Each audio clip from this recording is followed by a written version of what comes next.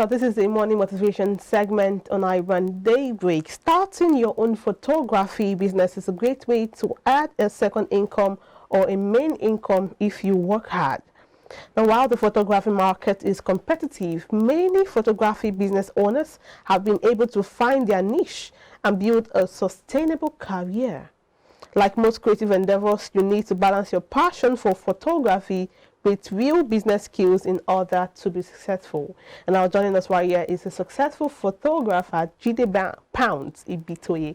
Jide Pounds Ibitoye. I like that name, Jide Pounds. It says, now the Naira has gone up. Probably we should move back to pounds. Jide, good morning. Good morning. How are you doing? I'm very good morning. Good morning. I hope by your name you have pounds to share. Yeah, to go well, we are trying to end in pounds. That's good. Wow, that's good. Because our currency is not where we think it's supposed to be right now. Exactly. So, but well, it's well with us. We'll scale through, I believe that. Scale. And I look at photography as a means of either a main income or a passive income, because now we have a lot of, like, talking about the currency, the state of the nation, inflation, all have you.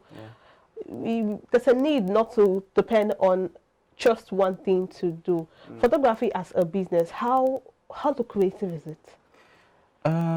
It is very lucrative if you know your way around it, and if you are good with it, because it is one thing to want to go into the photography business. It is another thing to be good artistically at photography, because you can't just carry. So many people carry their phone now and take pictures, because cameras are everywhere.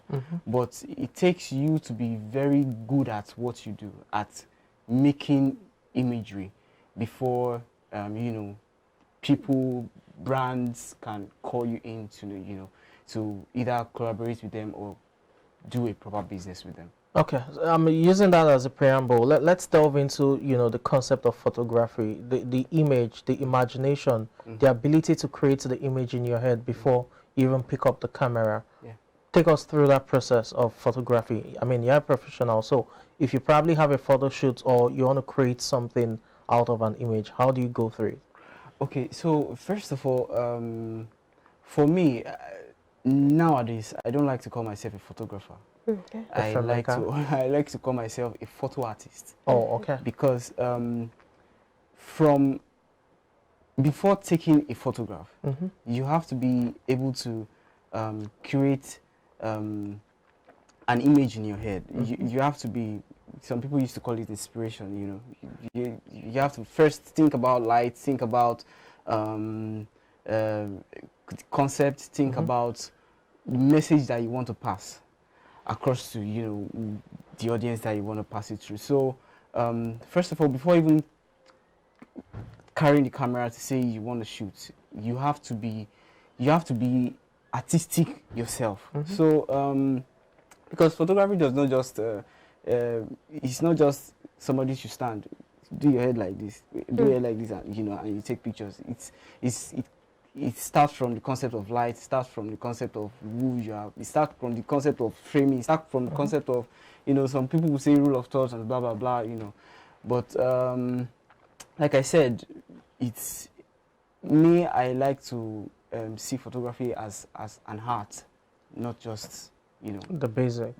Not just the basic of, taking pictures. Okay. Now you've talked about, certain instruments or factors to consider when taking a photograph or during the business of photography in terms of lighting and what have you. Take, for example, light. How do you complement light with your image to give that abstract feel that you have in your head to reality? What I mean by that is how you combine your, the lighting to what the image you have to be able to create that perfect picture, if there is a perfect picture. Okay, so like in the studio now, there are lights. I have students that I put through photography as it comes to me. So there are two different kind of lights. Okay. There is the natural light, there is the artistic light. So the natural light is sunlight, daylight. You go daylight. You go out, and then you take pictures. Sometimes when I'm outside, I always close my eyes, position myself to see where the light is coming from.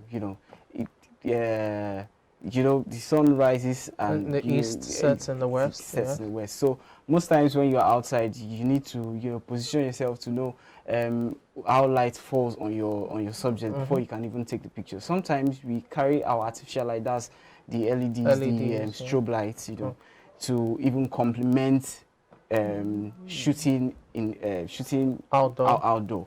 So sometimes when we're in the studio, sometimes I want to use one light, use a main light, use a kicker light from the back, just to write.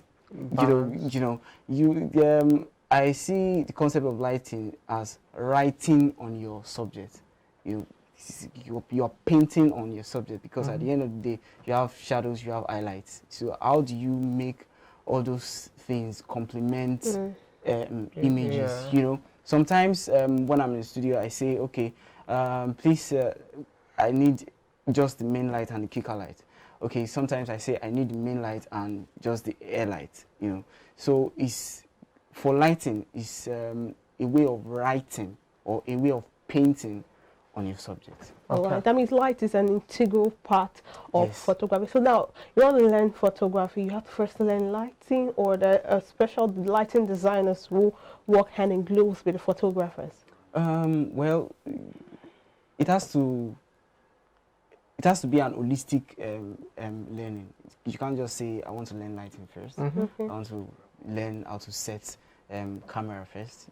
It has to be an holistic thing. Okay. But first of all, when people come to me, my students, I always say, do you have the passion for it? Okay.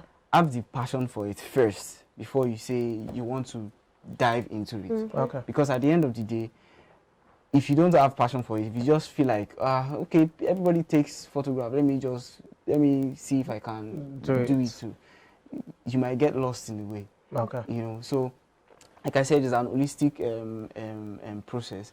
It has to come from the lighting first, then framing, taking pictures and blah blah blah. So it's not just one thing. It's not just say, let me start from somewhere. From somewhere, it has to be holistic. It has to be holistic. Quickly, what would be the cost of learning photography and the duration, if one wants to learn? Okay, so for me, for now, I charge 200K for 3 months. So I always tell my students, okay, that 3 months is for me to be talking and for me to be showing you the way. Oh, okay. After the 3rd month, you can flow with me anywhere I go, to be on the field, to learn, and then at the end of the day, when you feel like, okay, I want to stay on my own, I want to, have business of my own, it's fine. And sometimes when I see that you're strong enough, because I get like 3 jobs in a day, 5, I just spread it around.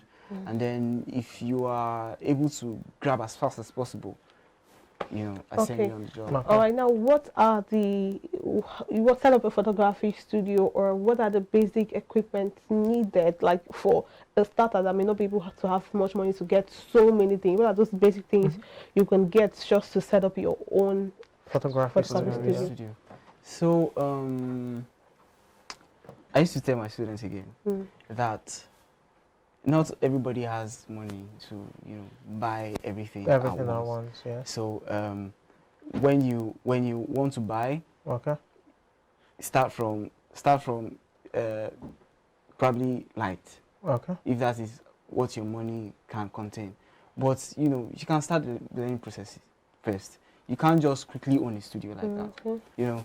When I was fortunate to get a camera first from my dad, thanks to him.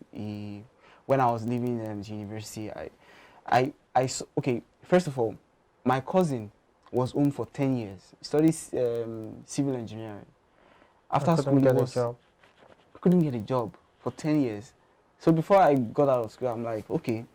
somebody, everybody is shouting engineering, and then everybody wants to do engineering, everybody wants to be a doctor, everybody wants to be a lawyer, and at the end of the day, this person that studied civil engineering, in fact, I studied theater arts in the university, and before I even went to school, people were saying, which kind of course be that, how you go take survive, But at the end of the day, part of what I'm doing now is what I learned from school. Yeah. So I just thought to myself, okay, instead of finishing school, going for auditions, looking for this thing, why not quickly get a camera? Then I could quickly just beg in fact, I used to like to get basic stuff that can help me in the future. Okay. Some people used to like to just get money, but me, I would like to get things like camera, stuff like that. So I got my camera first, and then as time goes on, I bought one light. As time goes on, I bought a tripod. As time goes on, I bought a reflector. So the one way your money reach first, buy. Okay. It's say now 8,000. Buy a reflector. Buy that reflector. Keep. It is that reflector that will ginger you again. You have a reflector. I need to buy another thing. I need to buy probably a speed light. If your money reach speed light again, buy. If you fit gather money, buy camera again, buy. Because at the end of the day, if you learn photography and you are able to know the art, if you get a job, probably you learn from somebody, and then that person now said, okay, I have an extra job for this day, go and do it. They pay, you rent a camera.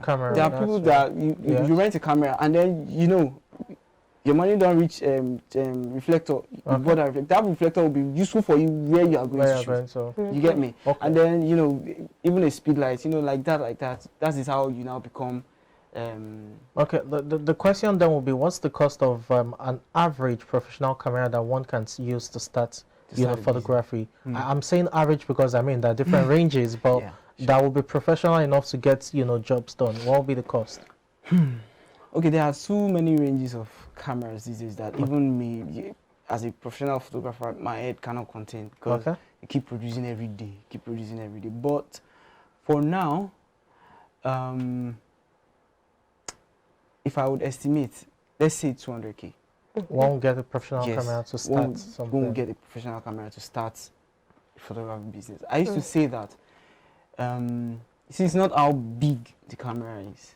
It is how creative you are. Sometimes there was a time in my life when my first camera spoiled. It wasn't really good. So I got one small camera from a friend. I started shooting with it. People even thought that the camera that I was using, the first camera that I was using, was even more bigger than that. But when I got this small camera to start shooting, people even thought that I had bought another camera. Because, I just felt like if I'm going to go less, I have to get more creative with what I'm doing. So, it's not about the camera; it's about the user of the camera. Okay. As we wrap up the conversation, the question will be: what are your tips or pieces of advice you would give to teaming photographers who want to do this, either professionally or as a passive income? What are the measures you tell them to take as they delve into the business? Okay, don't just delve into it. First of all, love it. Okay. I think that would be the first step. Love it. If you feel like people take good pictures, blah, blah, blah, start researching into it. Just love it. Be able to, because at the end of the day, photography is, it will frustrate you. Okay.